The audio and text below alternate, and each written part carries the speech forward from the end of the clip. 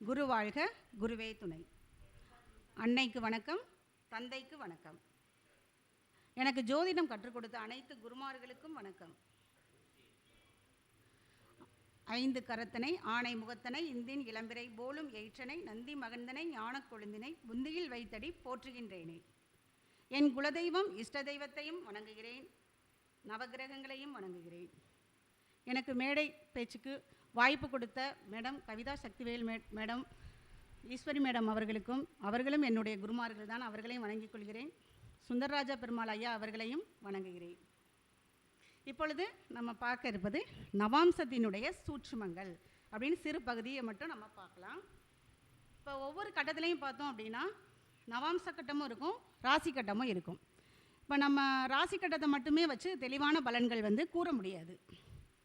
நவாம்சத்தை வச்சு பார்த்தா தான் அது துல்லியமாக நம்ம சொல்ல முடியும். இப்போ ஒரு இருட்டான அறையில் நம்ம பார்த்தோம் அப்படின்னா பொருட்கள் இருக்குன்னா அதை நம்ம தெளிவாக பார்க்க முடியாது, அதில் வெளிச்சம் இருந்தால் தான் நம்ம பார்க்க முடியும். அப்போ ராசி கட்டத்தில் இருக்கக்கூடிய அந்த கிரகங்களினுடைய வலிமையை வெளிச்சம் போட்டு காட்டி பலன்கள் துல்லியமாக சொல்கிறதுக்கு அமைக்கப்பட்டது தான் இந்த நவாம்ச சக்கரம் அப்படிங்கிறத நம்ம சொல்லலாம்.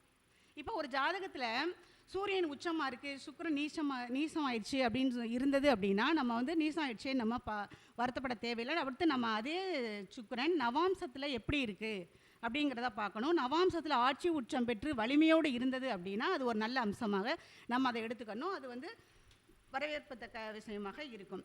அதே இது இப்போ செவ்வாய் பகவான் ராசி கட்டத்தில் ஆட்சி உச்சமாக இருந்தது அப்படின்னா ஒருத்தருடைய ஜாதகத்தில் அவருடைய பேர்லேயே வீடு, மனை, இடம், அந்த மாதிரி நிறைய எஸ்டேட், ஃபார்ம் ஹவுஸ் அதெல்லாம் நிறைய வாங்கி வச்சுருப்பார். அதே செவ்வாய் பகவான் நவாம்சத்தில் நீச்சமாயிருச்சு அப்படின்னா அதையெல்லாம் அவருக்கு அனுபவிக்கக்கூடிய அந்த ஒரு சூழ்நிலை அவருக்கு இருக்காது.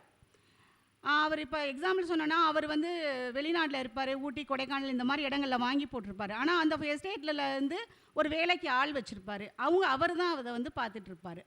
அப்போ அதே செவ்வாய் பகவான் நவாம்சத்தில் ராசியில் நீசமாகி நவாம்சத்தில் உச்சமாக இருந்தது அப்படின்னா அது அவர் பேரில் எந்த சொத்து பத்து இல்லாமல் இருந்தாலுமே அனுபவிக்கக்கூடிய ஒரு தகுதி அவங்களுக்கு இருக்கும் அப்படிங்கிறத நம்ம எடுத்துக்கலாம்.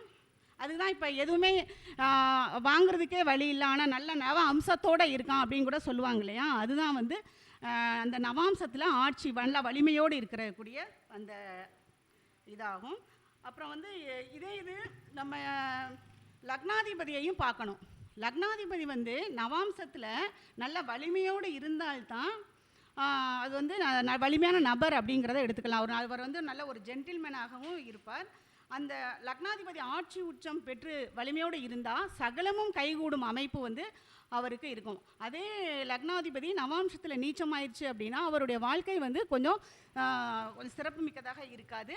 அவர் செய்யக்கூடிய அந்த தானம், தர்மம் இதெல்லாம் அவருக்கு ஒரு வழிகாட்டுதல் கொடுக்கும்.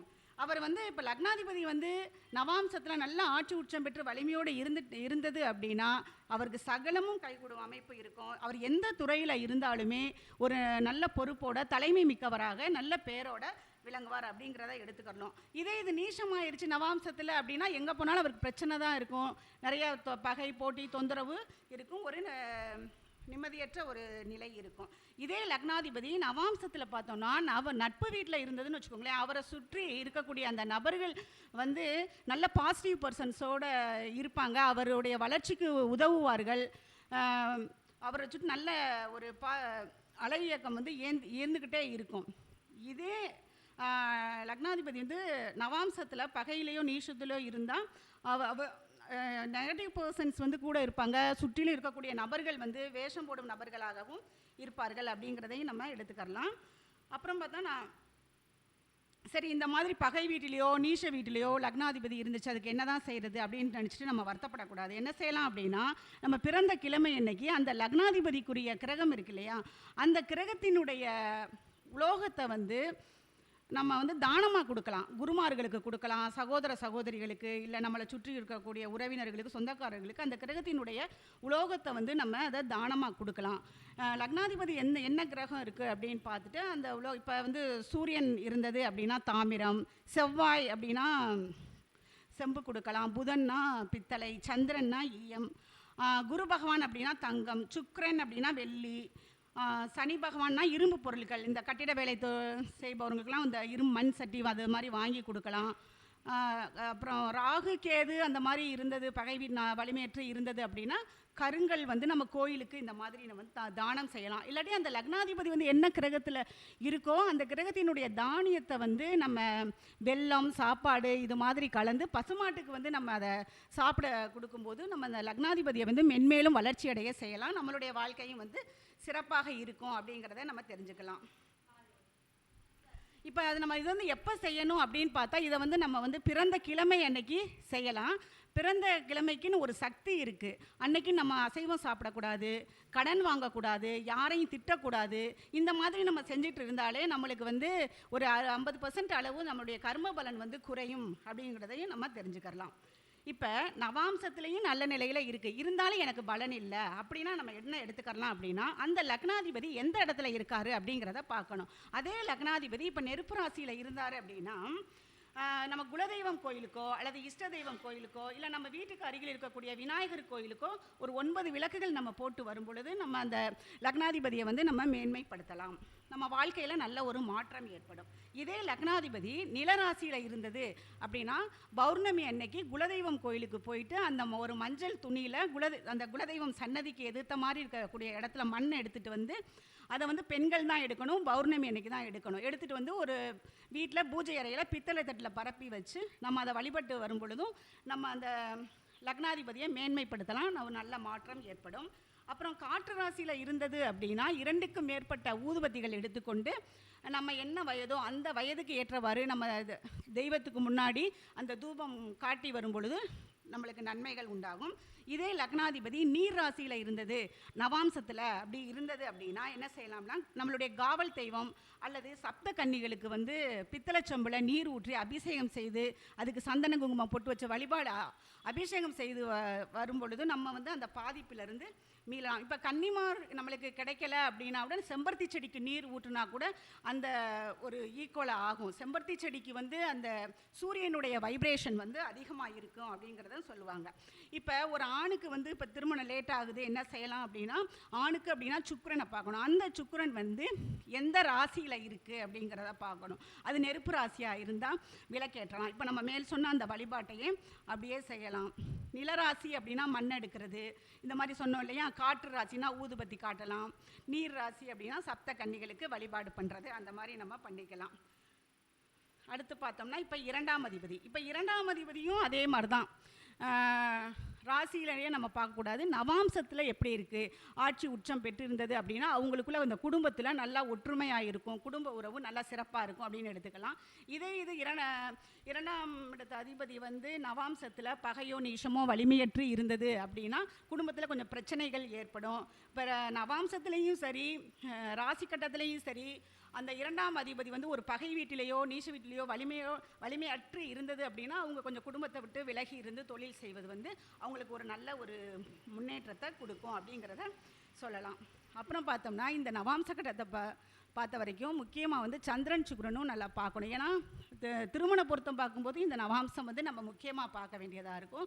திருமண பொருத்தம் பார்க்க வேண்டிய பாவங்கள்னால் 2, 7, 8, 12 அந்த மாதிரி சொல்லுவோம் இல்லையா. அப்போ அந்த பாவங்களில் இப்போ காலபுருஷ தத்துவத்துக்கு 2ஆம் இடத்துல சந்திரன் வந்து உச்சமாக இருக்குது, 12ஆம் இடத்துல வந்து சுக்கிரன் வந்து உச்சமாக இருக்குது. அப்போ சந்திரன் சுக்கிரன் ரெண்டுமே வந்து நல்ல நிலைமையில் வலிமையோடு இருக்கணும் அப்படிங்கிறதையும் நம்ம தெரிஞ்சுக்கணும். அது மாதிரி 2, 7ஆம் இடங்களில் சுப கிரகங்கள் இருந்தது அப்படின்னாலும் அந்த அவங்களுக்கு வந்து சுபகிரகங்கள் இருந்தாலும் சரி பார்த்தாலும் சரி திருமணம் வந்து ரொம்ப நல்ல முறையில் நடக்கும்.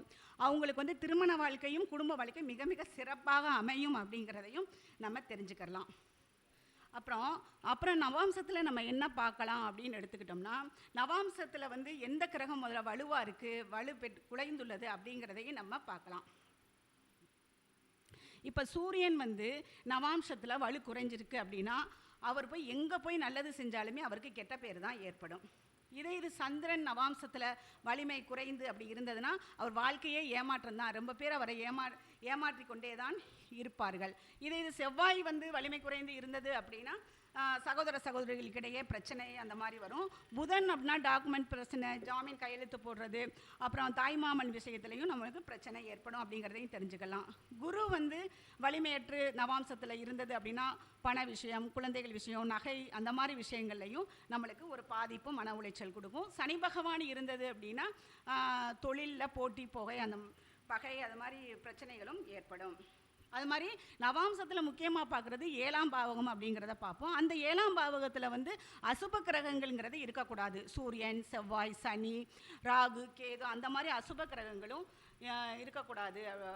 இப்போ இது இருந்தால் நம்ம என்ன பண்ணுறது அப்படின்னா, இப்போ 7ஆம் பாவகத்தில் சூரியன் இருந்தது அப்படின்னா என்ன செய்யலாம்னா, திருவண்ணாமலையில் இருக்கக்கூடிய பாதாள லிங்கம் அந்த இது தரிசனம் செய்யலாம்.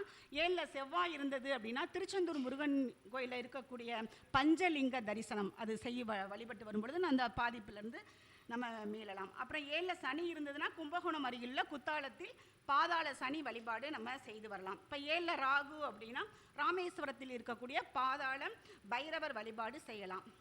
7ல் கேது இருந்தது அப்படின்னா காளகஸ்தியில் இருக்கக்கூடிய பாதாள விநாயகர் வழிபாடு செய்யணும். 2 விளக்கு போட்டு அங்கே நம்ம வழிபாடு பூமாலைகள்லாம் சாற்றி வழிபாடு செய்துவிட்டு வரும்பொழுது அந்த 7ல் இருக்கக்கூடிய அசுப கிரகங்கள் வந்து கொஞ்சம் நம்மளுக்கு பாதிப்பை குறைக்கும் அப்படிங்கிறதையும் நம்ம தெரிஞ்சுக்கலாம். இந்த மாதிரி நம்ம வந்து பரிகாரங்கள் செய்து நம்மளுடைய வாழ்க்கையை மேன்மைப்படுத்தி கொள்ளலாம். அப்புறம் சில அதிர்ஷ்ட நிறங்களையும் நம்ம வந்து பயன்படுத்தலாம். அதாவது இப்போ லக்னாதிபதி வந்து நவாம்சத்தில் எந்த வீட்டை பார்க்குறாருன்னு பார்க்கணும். அந்த வீடு வந்து என்ன நிறமோ அதை நம்ம இப்போ எடுத்துக்கலாம். இப்போ கன்னி லக்னம் அப்படின்னு நம்ம எடுத்துக்கிட்டோம் அப்படின்னா புதன் நவாம்சத்தில் அந்த புதன் வந்து ஆட்சி நிலைமையில் இருந்தது அப்படின்னா அது எங்கே பார்க்கும், மீனத்தை பார்க்கும் இல்லையா.